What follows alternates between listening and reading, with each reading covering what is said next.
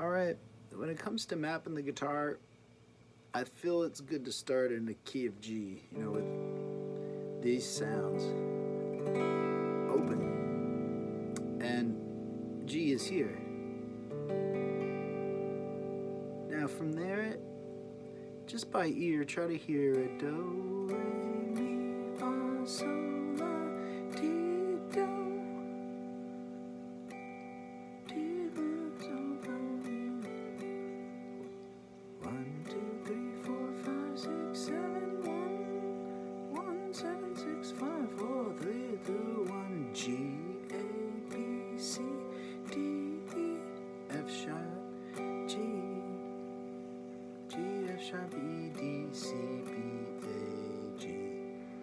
So if you're noticing the letters, like you're starting on G, but then it just does the alphabet in sequence.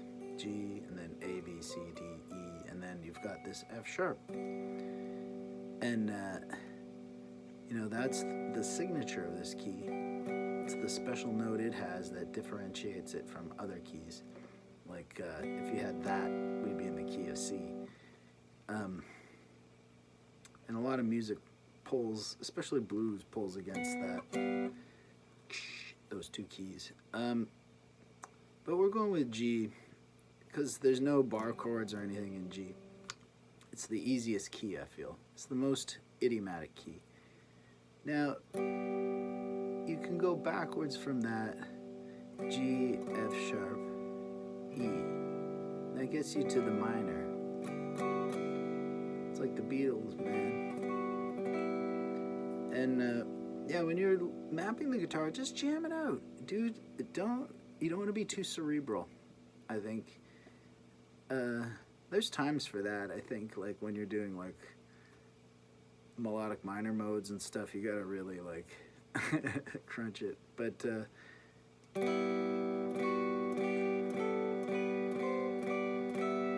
can create a minor scale out of those now. E minor, E, F sharp, G, A, B, C, D, E, and it follows the same pattern of do, re, mi, fa, sol, la, ti, do. So it bears explanation. This is a whole tone, and that's another whole tone. That's a semitone. That distance. Here's a distance of 2 frets. That's called a whole tone. And then a semitone is 1 fret. And then a whole tone, whole tone, whole tone, half tone. So the pattern is whole, whole, half, whole, whole, whole, half. So you can also play that on, like this is an E and that's an E, so you can play it like that.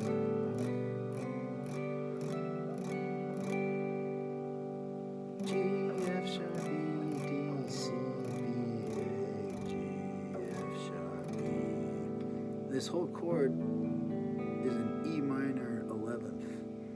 Within that, you got an E minor chord there, and then a G triad here on the 4th, 3rd, and 2nd strings.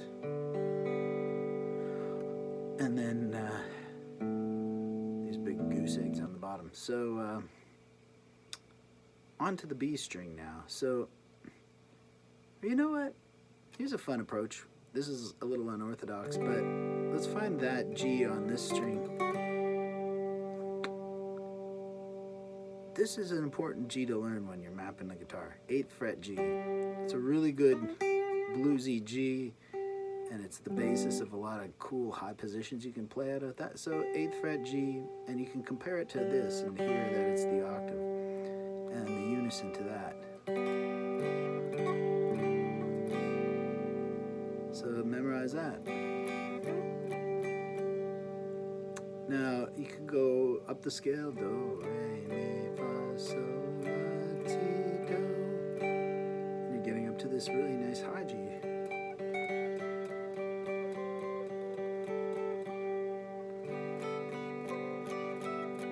Same. Have fun. And you can, here's an interesting thing. When you're playing horizontally like this, you don't have to just do this raga rock style. Which let's do some of that. How you do that is you're If you just want to jam it's the index finger is constantly shifting, and then you're either playing that finger or that finger for the semitone, so you're kind of you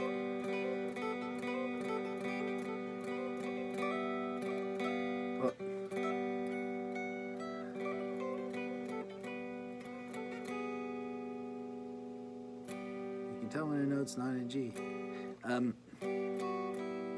So, oh yeah, you can also express it like this, like here I'm just grabbing, like when you're playing 3 notes, like that's usually the most notes you can grab without having to shift or slide. So here you've got index, middle, pinky, and then index, middle, ring for the semitone.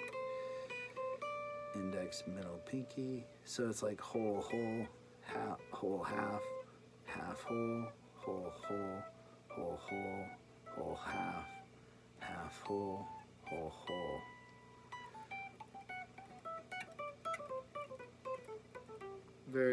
It's classical.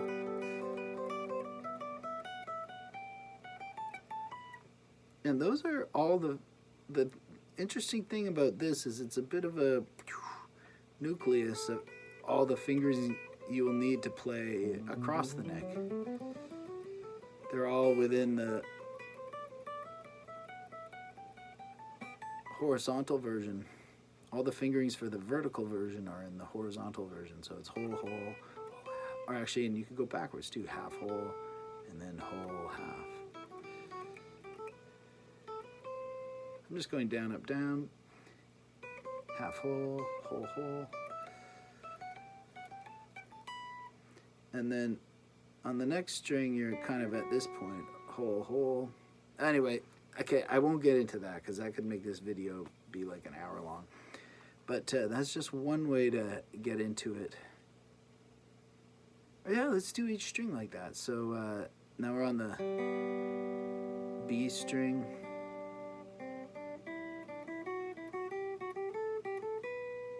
B, C, D, D, E, F sharp, G, A, B, and then G string. I'm gonna get moving faster. Or this one is, man, too many digressions. G, A, B, C. So the semitone there, the B, C semitone is an important one to learn.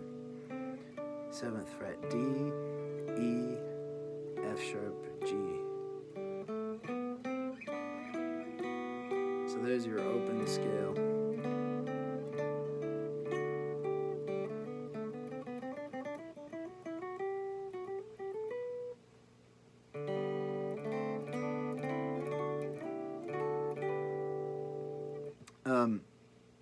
We could do parallels, but let's actually get all the strings going here. So now we're on the D string, the 4th string. We've got E, F sharp. Now this F sharp is a real important one to learn along your neck journey. Oftentimes in lots of songs, like say you're on a D chord, you need that F sharp. And there's a lot of uncertainty about it, but it's really a handy note for all that. And F sharp, 4th string, 4th fret. And finally, here's a G. So now we've got another one of these. Do, re, mi, G, A, B, C, D, E, F sharp, G. That one's really kind of weird.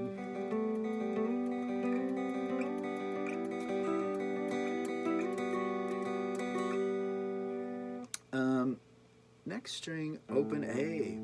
So it's the start of the alphabet, and you could make a case for starting there, going A, B, C, D, E, F sharp, G, and it's straight up alphabet. So it is the easiest string to memorize note name wise.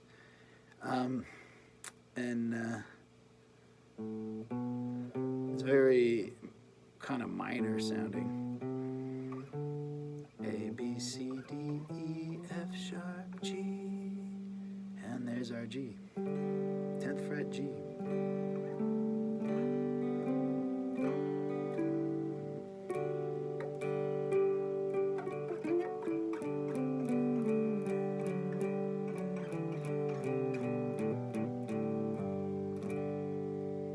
And here we are on 6th string E, F sharp, G, and we already have got that, so, you know, victory lap, we do it all by itself. You know, you can also do it in fifths like this.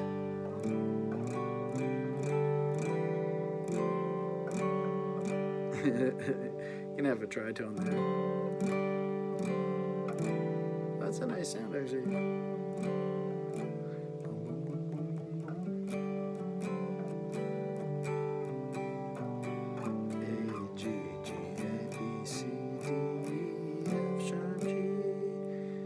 This string D, C, V, A, G, F sharp, E, D. So there it is in all its glory. And you know, you could also like focus around a minor sound, which is, I know I used to do that a lot. Like I'm thinking of it in the minor, like in this sense that you got the 7th fret E comparing your octaves, which is a, you know, helpful comparison for all the strings, like open E, 7th fret of the 5th string E octave, and A, 7th fret, 4th string A. Really good way to map the higher position. Open D, 7th fret D, 2nd string G, open G, and 7th fret, and that's 8th fret. I've already jabbered about that. Seems like my intonation is being told. And that's what this is good for too, is tuning when you got bad intonation, you know?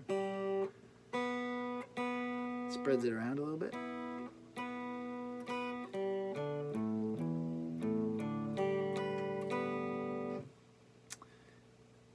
And so all these notes are in E minor and G, but also all these ones are. Okay? You know, the 5th fret and all these ones. So there's 3, in any given key, there's 3 positions where, you know, like here's, and it kind of follows 1, 4, 5. Like if you just did the major 3 strings, it would be like, you see what I mean? So those are interesting. For one, you hang your pentatonic minor scale off of them. So this version, the E minor.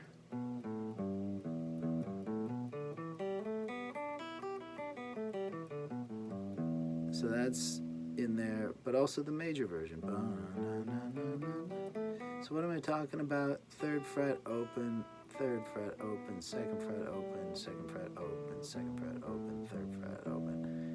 And then you could start on this note and go the major version. Now that occurs on all 3 of these guys. A pentatonic minor, C pentatonic major, and then B pentatonic minor, D pentatonic major, and then this one is the octave here. So those are the 3 positions of that fingering of the scale. You know, they line up with that. And of course, if you know your pentatonics, you can play the opposite side. Except down here, you run out of notes. 5 3 5 3 5 2 5 2 5 3 5 2. Whoa. See. Now you can do that on here as well. Anywhere you got all the notes lining up.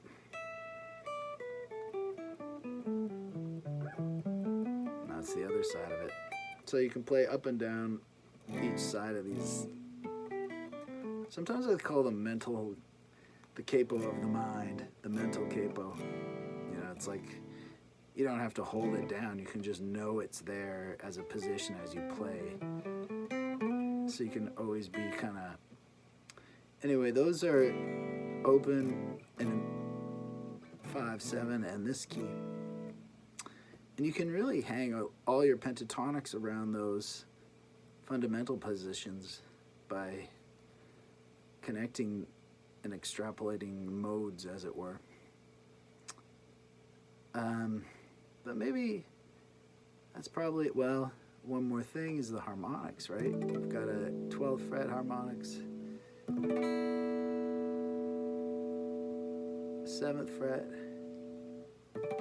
and 5th fret harmonics that are in key. You know, all the other ones have got clams. So, but you can also get those inversely here. You know, 17 and on the pickup or 24th fret. Now, so that's